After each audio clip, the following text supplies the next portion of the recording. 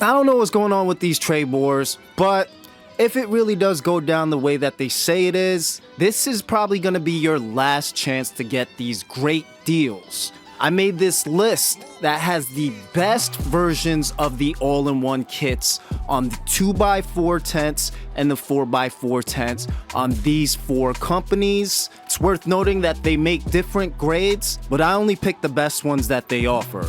So to get the same exact ones, click on the links, and the terms on how to get the best deal are listed for your convenience. All right. The 2 deals that you kind of have to do things specifically is this 4x4 tent by VivoSun. You'll see it's $810, but they have a coupon that's 18% off of $899, so you will have to manually fill in to get to $900. I added fabric pots, a humidifier, and a trellis, bringing that up to $903, and then that qualifies you for that 18% off instead. $741 is that total. Mars Hydro also has something that's kind of confusing.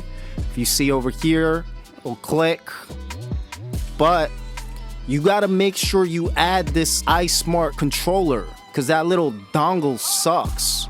Right, that's going to bring that up to $507, which is listed here. This one's going to be the same thing.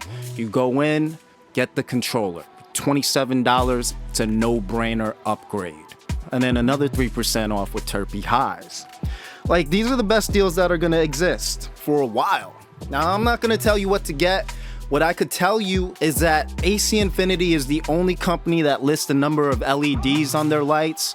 These 3 other companies stopped showing that, and honestly, there's been a lot of shrinkflation.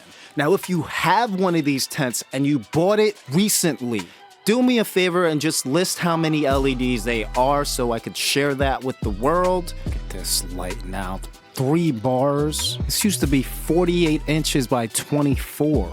Because all of my older reviews, such as the SC series on the Spider Farmer lights and then the FC series on Mars Hydro, are obsolete. Once again, this list is linked in the description, and if you want to learn how to grow, check out my other videos. Side note, 3x3s suck for a new grower. That's like trying to fit a triangle into a square. It's annoying.